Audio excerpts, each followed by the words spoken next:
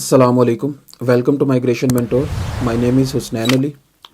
आज की इस वीडियो के अंदर मैं आपको यूनाइटेड किंगडम का एक ब्रीफ सा इंट्रोडक्शन देता हूँ, हिस्ट्री के साथ रिलेट करते हुए कि कब ये कंट्रीज़ आपस में मिले, कब यूनाइटेड किंगडम बना और इंग्लैंड की बेसिकली क्या हिस्ट्री है, ये कब से स्टार्ट हुआ।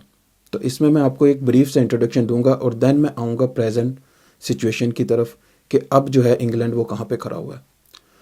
अगर देखा जाए तो स्टार्ट में सेकंड और थर्ड सेंचुरी में यहाँ पे एक सैक्सन एंग्लन की हुकूमत जो थी, ये एक फार्मर्स का ग्रुप था जिसके अंदर ग्रीस के कुछ फार्मर्स थे, फ्रेंच थे और जर्मन थे और कुछ यहाँ के थे। ये एक उनका ग्रुप था और उनकी गवर्नमेंट थी।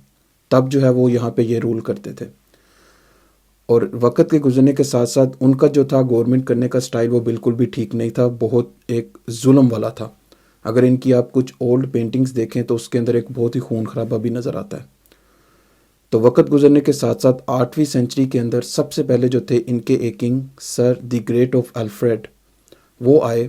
वो जब किंग बना तो उसने सबसे पहले जो है ना एक कॉन्सेप्ट पेश किया कि इंग्लिश के लिए एक इंग्लैंड कंट्री अलग होना चाहिए, जहाँ पे जो पीसफुल लोग हैं वो वहाँ पे रहें। यानी उसने कैटेगराइज करने की बात की थी सबसे पहले और उसने इसके ऊपर काम स्टार्ट किया था। उसके जाने के बाद फिर 9th सेंचुरी के अंदर 9th सेंचुरी के स्टार्ट में उसके जो बड़ा बेटा था, उसके जाने के बाद जो किंग बना वो था sir the great of Edward. उसने इस प्लान को आगे कंटिन्यू किया और उसके ऊपर जितने होने वाले काम थे, तफसील की तरफ, एक्सप्लेनेशन की तरफ मैं नहीं जा रहा, मैं सिर्फ आपको एक ब्रीफ सा इंट्रोडक्शन दे रहा हूँ। तो उसने जो है इस प्लान को आगे लेके चला, कंटिन्यू किया और जो जो एक इम्पोर्टेंट काम थे इस हवाले से वो किए। जैसे ही इंग्लैंड एक सेपरेट कंट्री अनाउंस होने वाला था, सर डी एडवर्ड जो है उनकी डेथ हो गई। देन उसके बाद जो उसका बड़ा बेटा था सर द ग्रेट ऑफ एथेल्स्टन, जो कि इंग्लैंड का सबसे पहला किंग था, क्योंकि जो पीछे सर एडवर्ड थे उन्होंने इंग्लैंड के ऊपर काम कर लिया था जितना करना था। जब इंग्लैंड फाउंड हो चुका था तो सर द एथेल्स्टन जो कि एडवर्ड का बेटा था वो इसका सबसे पहला किंग था। तो उसने जो है एज ए इंग्लैंड जो है इसको स्टार्ट किया था अर्ली ऑफ 10th सेंचुरी। और ये एक ही फैमिली है जो कि आज तक चलती आ रही है इनकी किंग की फॉर्म के अंदर। जो सबसे पहले थे sir the great of Alfred, जहाँ से मैंने स्टार्ट किया, वो क्वीन एलिजबेथ के 30th ग्रेट ग्रैंड अंकल हैं, जो कि अब जो है किंग हैं किंग चार्ल्स, तो उनके वो 31st जो है वो ग्रेट ग्रैंड अंकल हैं। तब से जो है ना इनकी यही फैमिली किंग्स के अंदर रूल करती आ रही है। तो जब इंग्लैंड एक सेपरेट कंट्री बन गया तो उन्होंने एज ए सेपरेट कंट्री लेकर चलना स्टार्ट कर दिया। उसके 200 ईयर्स के बाद वेल्स जो है वो भी इनके साथ मिल गया और इंग्लैंड की गवर्नमेंट को एक्सेप्ट कर लिया कि जो रूल्स एंड पॉलिसीज़ आप बनाएंगे उसी के मुताबिक हम भी चलेंगे, जो कि बहुत आसान भी था क्योंकि वेल्स के अंदर भी इंग्लिश ही बोली जाती है और एक बिल्कुल नेबर कंट्री है, तो वो इनके साथ मिल गया। Early of 13th century Isle of Man, यहाँ पे एक नॉर्दर्न साइड के अंदर एक छोटा सा जजीरा है, आइलैंड है, वो भी इनके साथ मिल गया। देन आगे 17th सेंचुरी के अंदर आके स्कॉटलैंड मिल गया और 18th सेंचुरी की अर्ली में 1801 में इनके साथ आयरलैंड भी मिल गया, नॉर्दर्न आयरलैंड। जब ये 5 कंट्री आपस में मिल गए तो 1801 के अंदर इन्होंने एक एग्रीमेंट साइन कर लिया यूनाइटेड किंगडम का।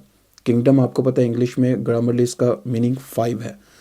तो 5 कंट्रीज़ का एक जो यूनिटी थी, तब से जो है ये यूनाइटेड किंगडम फाउंड हो गया और ये आगे चलने लग गया।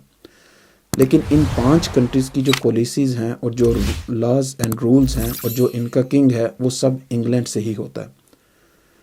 अब अगर देखा जाए इंग्लैंड की तरफ तो इंग्लैंड का कैपिटल है लंदन, स्कॉटलैंड का जो कैपिटल है वो है एडिनबर्ग और आयरलैंड का कैपिटल है बेलफास्ट और उसके बाद आगे वेल्स का कैपिटल है कार्डिफ। तो इनके जो कैपिटल सिटीज़ हैं, ये बाकी जो 4 कंट्रीज़ हैं वो जस्ट फॉलो करते हैं इंग्लैंड को। अब मैं आपको बताता हूँ यहाँ वर्क और रहने के हिसाब से, अगर रेजिडेंस के लिए सबसे अच्छी जगह देखी जाए जो पीसफुल इन्वायरमेंट है और बहुत ही एक नेचुरल ब्यूटी है, वो है स्कॉटलैंड। जो कि यहाँ पे रहने वाले जो 4 कंट्रीज़ हैं वो भी सब एक्सेप्ट करते हैं कि स्कॉटलैंड जो है is the best place for living. But work के लिए, काम के लिए और बिज़नेस के लिए जो सबसे ज़्यादा अपॉर्चुनिटीज़ हैं वो इंग्लैंड के अंदर हैं। इंग्लैंड के 3 बड़े सिटीज़ हैं जो इसको रोल करते हैं। अगर आप कोई ऑफिस भी देखें तो उनकी जो हेड ब्रांचेज है वो इन 3 जगहों पे ही हैं। एक है लंदन, मैनचेस्टर और बर्मिंघम। ये 3 जो है इंग्लैंड के बड़े सिटी हैं। तो इंग्लैंड जो है ये काम के हवाले से बहुत अच्छा है। अब लंदन में जो है वर्क तो बहुत अच्छा है, काम बहुत अच्छा है, आपको जॉब बहुत आसानी से मिल जाती है। अगर ओवरऑल देखा जाए तो इंडिविजुअली मैं बात नहीं कर रहा, ओवरऑल देखा जाए तो ये एक काम के हिसाब से बहुत ज़्यादा फेमस जगह है। जिनका बिज़नेस यहाँ पे बहुत अच्छा डेवलप हो जाता है और एक अच्छा लाइफस्टाइल उनके पास यहाँ पे आ जाता है, वो मूव कर जाते हैं स्कॉटलैंड की तरफ। और बहुत से लोग नॉर्थ साइड ऑफ वेल्स को भी बहुत लाइक करते हैं, लेकिन स्कॉटलैंड जो है वो सबके सामने से अगर देखा जाए जनरली तो वो सबसे ज़्यादा खूबसूरत है। आने वाले वक्त में मैं वो वीडियोस भी बनाऊंगा, आपको वो नज़र आ जाएगा स्कॉटलैंड भी। तो ये था इसका एक ओवरऑल जो है मैप, ये कब से स्टार्ट हुआ, कौन से 5 कंट्रीज़ हैं, कब ये बने और कब नहीं। अब अगर देखा जाए तो इंग्लैंड ने पूरी दुनिया के ऊपर हुकूमत की है। क्यों? उसके पीछे एक वजह यह है कि बहुत ही अर्ली स्टेज के ऊपर ये लोग इस्टेब्लिश हो चुके थे। बहुत ही जल्दी जो है ना इनका कंट्री एक बिल्कुल एक बहुत अच्छी कंडीशन में आ चुका था। अर्ली 10th सेंचुरी के अंदर जो है ना ये ठीक तरीके से इस्टेब्लिश हो चुके थे। अब ऑस्ट्रेलिया को देखा जाए तो वो भी इन लोगों से आज़ाद हुआ है, अमेरिका इन लोगों से आज़ाद हुआ है, कनाडा इन लोगों से आज़ाद हुआ है, और लास्ट में आके सब कॉन्टिनेंट पाकिस्तान, इंडिया, बांग्लादेश जब इकट्ठे थे वो भी इन लोगों से आज़ाद हुए हैं। तो ये इनका लास्ट था। जब वहाँ से ये इंग्लैंड वापस आ गए तब उसके बाद इन्होंने कहीं पे हुकूमत नहीं की। ये सब कॉन्टिनेंट इनका लास्ट था। इसके बाद आके अब देखा जाए तो 2020 के अंदर इनके साथ ब्रेक्जिट हो गया। सब कॉन्टिनेंट के बाद हालात यहाँ पे बहुत अच्छे थे, सब कुछ बहुत अच्छा चल रहा था। जब इनका ब्रेक्जिट हुआ, ब्रेक्जिट एक अलग बहस है। जब इनका ब्रेक्जिट हुआ, यहाँ पे जितने यूरोपियंस थे, यूरोप के अंदर 26 कंट्रीज़ आते हैं, उनके लोग जो थे वो यहाँ से उनको निकलने का कह दिया गया। अब वो जो यहाँ से निकल के गए थे, जब हम भी पाकिस्तान में थे इस टाइम के अंदर तो यही सुना करते थे कि यूरोपियन वहाँ से निकल गए तो जॉब अपॉर्चुनिटीज़ बहुत ज़्यादा हैं। लेकिन जब यहाँ पे आके पता चला कि जॉब अपॉर्चुनिटीज़ ज़्यादा नहीं बल्कि कम हुई हैं, क्योंकि जितने भी मिलियन, 100,000 यूरोपियंस यहाँ से निकले थे वो सब जॉब करने वाले नहीं थे, वो सब मिडिल क्लास नहीं थे। उनके अंदर बहुत बहुत बड़े बिजनेसमैन थे, उनके अंदर बहुत से बिलियनियर लोग भी थे जिन्होंने हर चीज़ यहाँ से बेची, वाइंड अप की और अपने अपने कंट्रीज़ की तरफ ले गए। तो जॉब अपॉर्चुनिटीज़ ज़्यादा नहीं हुई थी बल्कि कम हुई थी, जो कि टाइम के साथ यहाँ पे आके पता चला। तो ब्रेक्जिट होते साथ ही आगे पेंडेमिक आ गया, कोरोना आ गया। जब कोरोना आ गया तो कोरोना के अंदर ये मुल्क बिल्कुल तरीके के साथ बंद हो गया और लोगों ने इनकी इस इंसानी हकूक़ के जो रूल्स हैं इनके, उनका बहुत ज़्यादा जो है ना गलत इस्तेमाल किया।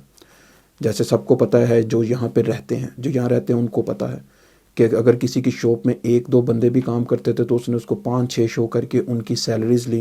इन्होंने सबको उनकी रेंट पे किए, जितने लोगों के पास रहने को जगह नहीं, जिनको होटल में ठहराया था, यानी बहुत बड़े एक्सपेंस हुए इनके।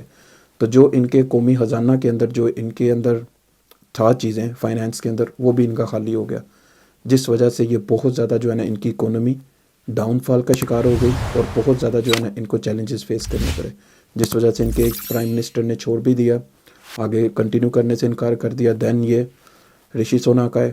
अब वो भी इन फ्यूचर जो है उम्मीद तो यही है कि वो भी यहाँ पे नहीं रहेंगे, क्योंकि इकोनॉमी के हवाले से जो उन्होंने भी एक्शंस लिए हैं वो इंग्लैंड के अंदर कभी ऐसे पहले नहीं हुए, वो वाले चैलेंजेस। तो देखने में सुनने में यही आ रहा है कि आने वाले वक्त में वो भी नहीं रहेंगे।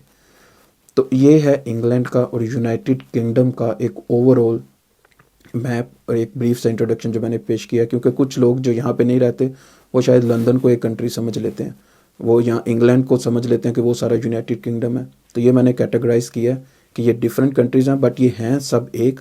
आप अंदर से एक जगह से दूसरी जगह कैसे जा रहे हैं आपको ये भी नहीं पता चलता, ये सब एक है।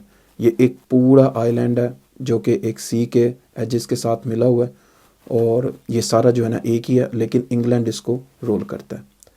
नेक्स्ट आने वाले टाइम में इसमें अंदर क्या होगा और यहाँ की एक फ़ेमस प्लेसेस कौन सी हैं, पहले लंदन से बाहर और दूसरे कंट्रीज़ जो इनके साथ मिले हुए हैं।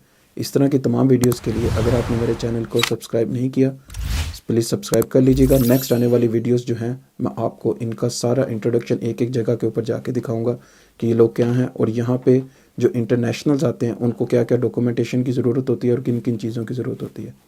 इन सारी इन्फॉर्मेशन के लिए आप चैनल को सब्सक्राइब कर सकते हैं और बेल आइकन को भी क्लिक करना मत भूलिएगा। Thank you so much.